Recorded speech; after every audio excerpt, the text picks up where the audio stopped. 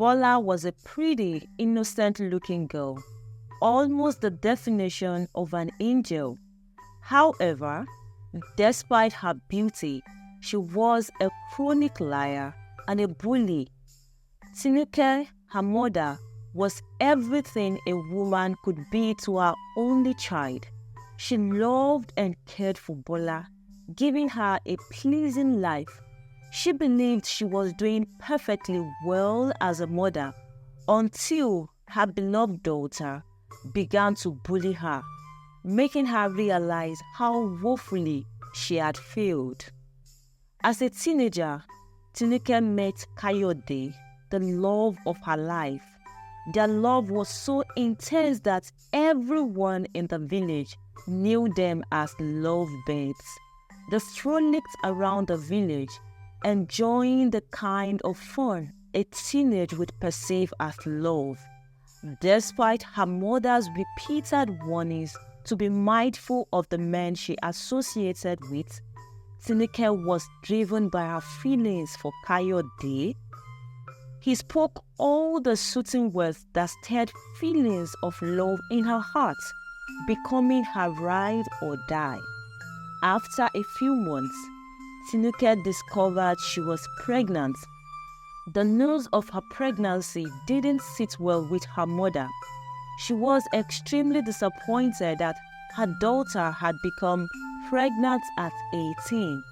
Unable to handle the mockery of having a daughter pregnant out of wedlock, she took Tinuke to Kayode's house and handed her over to him as his responsibility. Tinuke and Kayode began living together as a couple.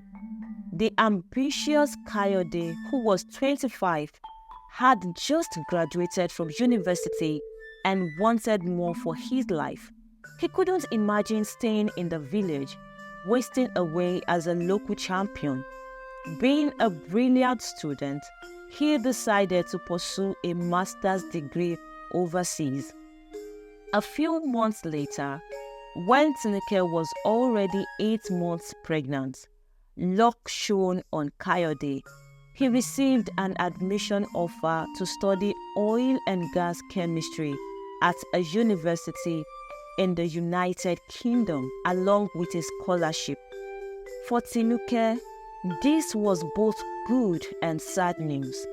As a teenager abandoned with a man by her mother, she worried about how she would cope with life as a new mother. Nonetheless, she celebrated with her husband, hoping for the best. As Kayode prepared to travel, he offered his wife the soothing promises she needed to ease her worries. "My love, you know I love you and you are everything to me. Rest assured that this journey is for our good. I will return to take you with me when I'm done with my master's degree." He assured her with a firm voice laced with confidence. 3 weeks after Kayode traveled abroad, Tinuke gave birth to Bola. Overwhelmed with the responsibilities of new motherhood, she cried herself to sleep each night, wishing the love of her life was beside her to offer comfort. Unfortunately, she didn't receive much help. Her mother only supported her for the first 3 months, leaving Tinuke to face the reality of motherhood alone. There were nights she went to bed hungry, feeling broken by the weight of her burdens. Being industrious, she sought out business opportunities to support herself and her baby. Tinuke ventured into palm kernel business, sourcing farmers around the village to buy palm kernels from them, which she then sold to agents every 5 market days. Gradually, she began making money for her business, providing for herself and her baby. A year passed without any word from Kayode. Tinuke grew weary and confused, but kept going with her business. Bola grew and played with other children in the neighborhood. but she was different. Often, she would hit other children during play.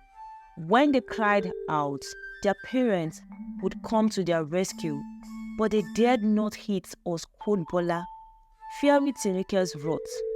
Tinuke would fight anyone who dared lay hands on her daughter. Bola became Tinuke's joy, comfort, and partner, especially since Kayode never returned or reached out. Tinuke pampered her daughter so much that villagers grew worried about the child's future. They believed Tinuke was going to ruin Bola's life by condoning all her misbehavior, but Tinuke was unbothered. Despite the gossip about her poor parenting, Tinuke remained unmoved. Some villagers even approached her, calling her attention to her poor parenting, but she shunned them. One day, when Bola was 5 years old, she was playing with some children in the village. A little misunderstanding escalated into a physical altercation, leading one of the mothers to spank Bola to discipline her. Bola ran home, screaming as if her head had been detached from her body. She wept bitterly and lied to her mother, claiming she was flogged mercilessly for no reason. Tinuke, enraged, followed her daughter to the scene and picked a serious fight with the woman who had disciplined Bola.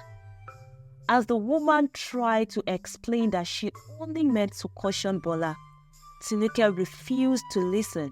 She began yelling and picked a fight. "You are not feeding me and my child, so I will never allow you or anyone to lay filthy hands on my daughter. Anyone who tries it with me will see my anger," Tinuke yelled. The news spread widely across the village. To avoid insults or any form of disrespect, parents strongly warned their children to avoid Bola and her mother. Bola grew into an even more ardent and chronic liar. When she entered secondary school, she began picking on her classmates and bullying them. In her class were two best friends named Faith and Grace. These two were popular in the school. Although they weren't from wealthy families, they tried everything possible to remain modest and make their parents proud. Their parents were family friends who saved up their hard-earned money to enroll their children in the best school in town. Although the school fees were high based on their income, they strived harder to give their children a better education. They often admonished their children to focus on their studies and come out in flying colors. As a result, Faith and Grace were of good conduct, always focused on their studies and minding their own business. They studied together, helping one another in any area of difficulty. They became the best students in their class, often competing for the top position. It was either Faith took the first position, while Grace took second, or vice versa. While Faith and Grace consistently came in first or second, Bola struggled with either third or fourth position. Despite her cruelty and bullying, she was brilliant. Bola had noticed their successes and grew bitter towards them. She wanted to take their place and earn the first position. She began to do everything to distract them.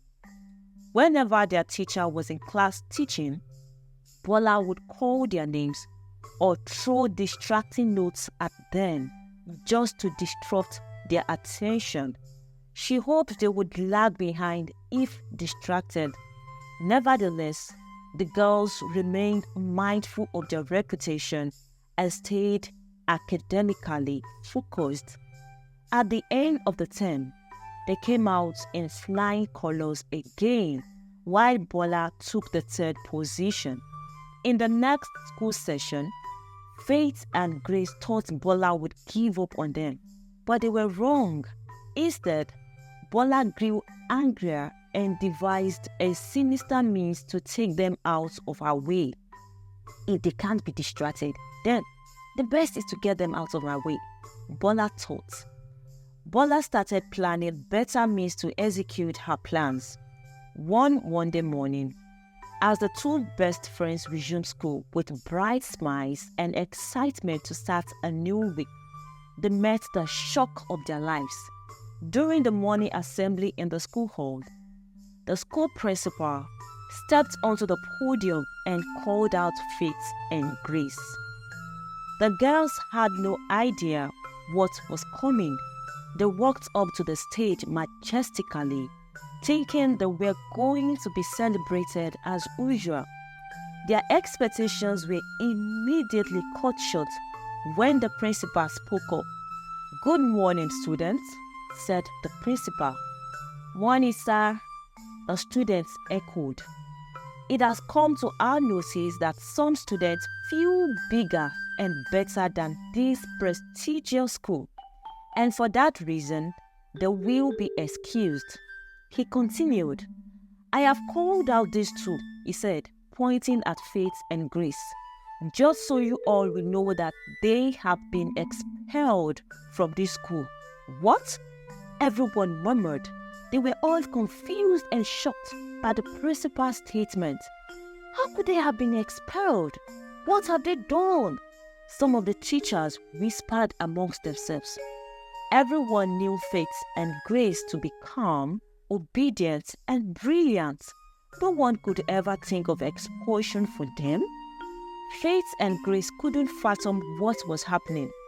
They thought maybe the principal had made a mistake or was just pulling their legs. Yet, they were swallowed in fear, trembling. As the murmurs grew louder, everyone wore a shocked expression. "Silence, everyone," the principal ordered, his voice echoing throughout the hall. He brought out 2 pieces of paper and set his eyes to read. "There's nothing too special about this school. It's just overhyped and too expensive for not just cause. This school doesn't challenge me to do better than my best. Signed, F.A." "What?" everyone screamed. "Silence," the principal continued. "There's nothing intriguing here. Their mode of teaching is whack, especially our local and dull class teacher. The principal had nothing upstairs. Signed, G.O." The hall erupted in disbelief and confusion as the principal read the written notes aloud. The murmurs grew louder. Everyone was shocked, while the accused remained silent, lost in the accusations placed on them. The principal continued. "These 2 notes I just read were written by these 2 students. Since they feel too big for this school, we will have them excuse us. Hence, the reason for the immediate expulsion." Everyone felt terribly sorry for them, but Bola felt victorious. She knew her competitors had been expelled, and she now had the opportunity to become the best student in her class, taking the first position. She was glad her plans had worked so well. The principal asked a teacher to lead them out of the school. All of Grace and Faith's pleas of innocence fell on deaf ears. They weren't given a chance to prove their innocence and were led out of the school. Faith and Grace couldn't return home. Instead, they remained at the school gate all day, weeping profusely. They didn't understand what had happened to them and weren't ready to share the heartbreaking news with their parents, knowing it would break their hearts.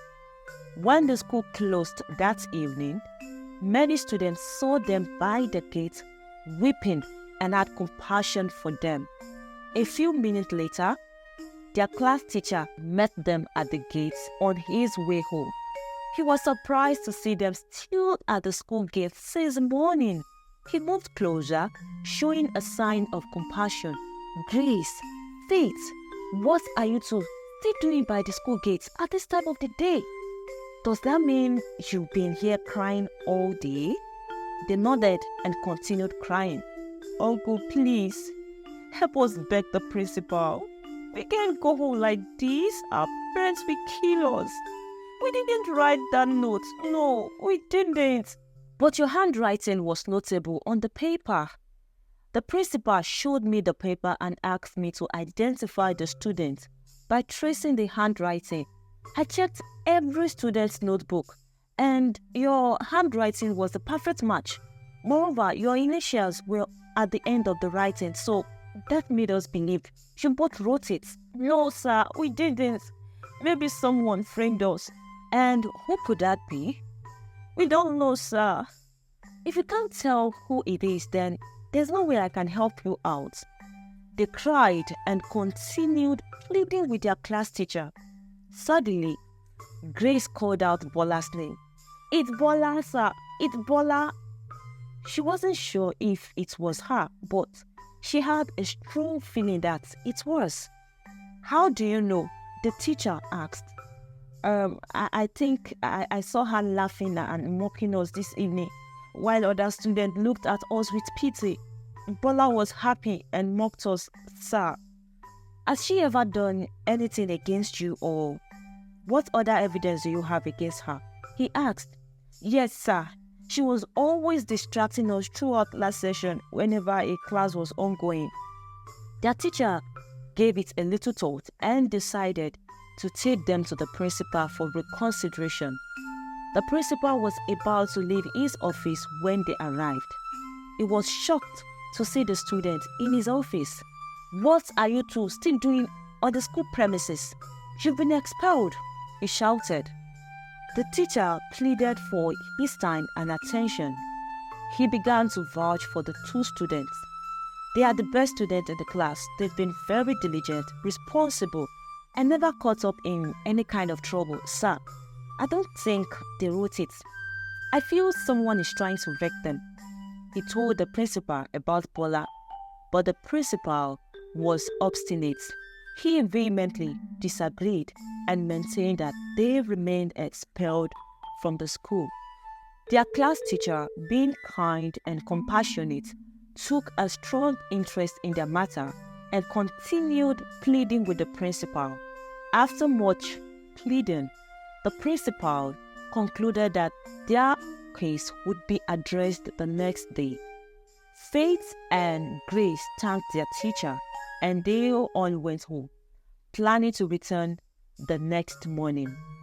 The next day, they assembled at the principal's office.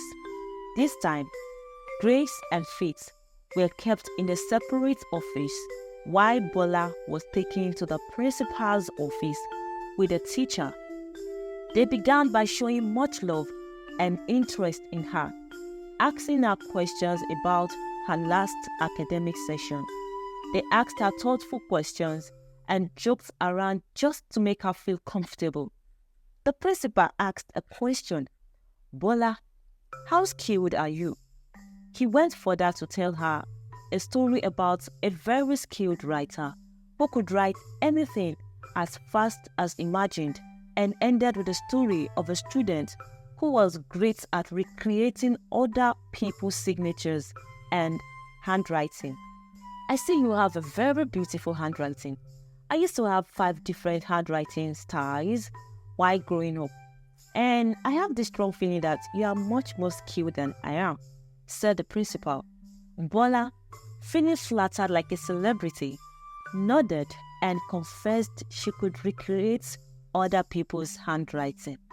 When she was given a note written by the principal and teacher, and they requested she recreate the same handwriting, which she did perfectly, they were amazed and began to believe she could be behind the letter they found. So, tell us, why did you write those letters in Grace and Faith's handwriting? Why? Bola froze at the questions, but quickly composed herself. completely denying any knowledge of it. The more they pestered her, the more she denied it. In fact, Bola went as far as singing the praises of the school, the principal, and her teacher. She began performing spoken words that edified the school. With so much compassion and innocence on her face, she praised the school, denying she ever wrote those notes. The principal got fed up. They had a strong feeling she wrote the notes, but her innocence and drama got them confused. Then the principal gave his verdict. Bola, if you don't confess now, consider yourself expelled from this school by tomorrow morning. They observed the fear in her and were hell-bent on getting her to confess. But Bola remained obstinate. She stood her ground. The next day, her mother was invited to the school. They explained everything to her, and just as expected, Tinuke stood firm behind her daughter. She vouched for her, claiming she could never have done it. The case grew overwhelming. To resolve it, the principal took some time to interrogate their classmates, and from all he gathered, all the students supported Faith and Grace. They spoke well of them, but none could specifically say anything about Bola. Hence, Faith and Grace were reinstated to school, while the principal asked the students keep an eye on Bola. Bola, being a smart bully, already knew all eyes were on her. Throughout the term, she comported herself and faced her studies squarely. She desisted from bullying her classmates all through the term. The next school session, when Bola entered SS2, her mother, Tinuke, decided it was time for a change. She wanted her to go to a boarding house because she knew that boarding school would provide the discipline and focus Bola needed to succeed in her upcoming WAEC and JAMB exam. But Bola wasn't interested. Bola, I've enrolled you in the boarding house for the third term, her mother announced one evening. What? Why, Mom?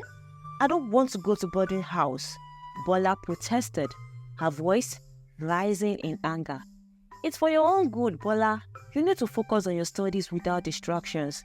This is the best way for you to pass your exams in one sitting, Tinuke explained patiently.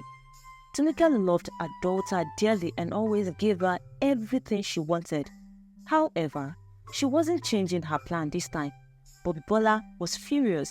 She felt betrayed. Despite her mother's loving intentions, Bola could only see it as a punishment. From that day, their relationship became strained. Bola reluctantly joined the boarders, but her resentment towards her mother grew. She refused to communicate with her, ignoring her letters. The first visiting day finally arrived, a day when parents could visit their children in the boarding house. Tinuke was excited to see her daughter and brought her favorite homemade dishes. She sent a junior student to call Bola. "Excuse me, Senior Bola. Your mother is here to see you." The junior student relayed. Bola's face hardened. "I don't have a mother," she retorted coldly. "Tell her to go away." The junior student, confused, returned to Tinuke with the message. The news hit her like a punch to the gut, but she refused to leave. She waited hour after hour, hoping her daughter would change her mind and come to see her. It wasn't until the evening that Bola finally showed up, her face a mark of anger. "What do you want?" she snapped as she approached her mother. Tinuke's heart broke at the sight of her daughter's hostility. "Bola, why did you keep me waiting for so long? I came all this way to see you, to bring you your favorite food. Why are you treating me like this?"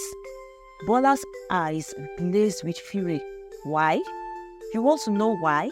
You forced me into this prison. I didn't want to be here. Then you didn't listen. You ruined everything. I hate it here, and I hate you for making mistakes." Tinuke was shocked.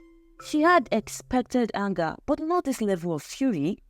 Bola, I did this for your future. I wanted you to have the best chance to succeed. Can't you see that? No, I can't. You've ruined my life. I don't need you here. So, just go, Bola shouted, her voice echoing through the hall. The harsh words cut through Tinuke, and tears welled in her eyes. She had always tried to do what was best for Bola, but now she saw that her good intentions had driven a wedge between them. She realized that in her effort to secure Bola's future, she had failed to consider her daughter's feelings. "I'm so sorry, Bola," she whispered, her voice breaking. "I never meant to hurt you. I just wanted what was best for you." Bola stood there, her anger slowly giving way to a flicker of guilt. She had never seen her mother so vulnerable, but the walls of resentment she had built up were too strong to break down in an instant. Without another word, Tinuke turned and walked away, her heart heavy with sorrow. She left the food behind, a small token of her love that she hoped Bola would accept in time. Bola watched her mother leave, a knot of conflicting emotions tightening in her chest. She felt a pang of regret, but pushed it aside, determined to hold on to her anger. In the days that followed, Bola's behavior grew more erratic. She lashed out at her classmates and juniors, her bitterness consuming her. When the final term ended, Bola returned home, her relationship with her mother still cold. Tinuke greeted her with open arms, not mentioning the painful incident from visiting day. She simply welcomed her daughter back, hoping that in time their bond would heal. All through the holidays, Bola's behavior worsened. She began bullying her mother, ignoring her calls, and refusing to run errands for her. Instead, she roamed the village, making friends with some boys. Bola started picking fights with her peers, bullying anyone who dared to anger her. Her victims often reported her behavior to Tinuke, but the more Tinuke tried to caution her daughter, the more disrespectful Bola became. Bola would shout at and scold her mother. One night, Tinuke grew increasingly worried and angry when Bola had been out all day and still hadn't returned by 9 p.m. When Bola finally arrived, Tinuke lashed out in anger. "Bola, where are you coming from at this time of the night? You left the house unkept and dishes unwashed. Why should I go out to make money for your well-being, only to return to a dirty home and your absence? Why have you made yourself irresponsible like a child that's not trained?" Tinuke's voice trembled with anger and frustration. It was her first time raising her voice to scold her beloved daughter. She had always loved her wholeheartedly and had never once scolded or corrected her wrongdoings. Tinuke lashed out, hoping her daughter would feel sober and apologize. But she was wrong. Instead, Bola looked at her in disgust, hissed, and walked out. Feeling terribly insulted, Tinuke ran after her. She raised her hand to spank her, but Bola gripped her hand and gave her an unexpected warning. "Mother, this should be the first and last time you raise your hand at me or attempt to beat me. If you try this next time, I won't hesitate to hit you back," Bola threatened. Tinuke was shocked and confused. She began to wonder how her daughter had become so disrespectful. "All I have done is love and care for you. I've never in my life thought you would look into my eyes and disrespect me this much," Tinuke said, tears streaming down her cheeks. All through that night, she couldn't sleep. She recalled all the warnings villagers and her own mother had given her when Bola was younger. Indeed, she came to the realization that those who diligently discipline a child are the ones who truly portray love. From that day onward, Tinuka tried every possible means to begin disciplining her daughter, but all her efforts failed. It was too late to discipline a bully. Bola continued to disrespect and bully her mother. One day, she demanded a sum of money from her mother, but Tinuka refused to give it to her. Tinuka wanted to discipline her daughter's sense of spending, having noticed her frivolous habits. She decided it was time to caution her. Because her request was turned down, Bola began to bully her mother. She shouted at her and called her all sorts of derogatory names. Neighbors who heard Bola shouting and scolding her mother went about spreading the news in the village. Many laughed at Tinuka and blamed her for her child's irresponsible behavior. We had warned her earlier to train her child properly, but she told us to mind our business. Now, she has started bullying her. What a shameful mother, they remarked. Tinuka felt ashamed and embarrassed by the villagers' whispers and gazes. Despite her best efforts to discipline Bola, it was indeed too late. Bola had become a hard bone in her throat. The new school session began, and Bola, now a senior in her final year SS3, was infamous among the junior students for her ruthless bullying. She bullied the students relentlessly, as if transferring the aggression she had for her mother to her juniors. She lashed out at them, sent them on endless errands, and unjustly punished anyone who dared to resist. Her reign of terror was well known, but few dared to confront her. In her third term, Bola prepared for her WAEC exam.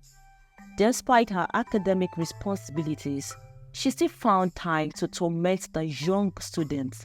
However, a group of determined juniors made it their mission to put an end to her tyranny.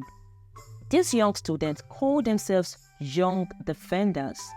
The Young Defenders consisted of Tola, Ayo, Ife, Bumi, and Tunde. They had all been victims of Bola's bullying and had suffered enough. They knew they had to act quickly before Bola graduated and escaped any consequences for her actions.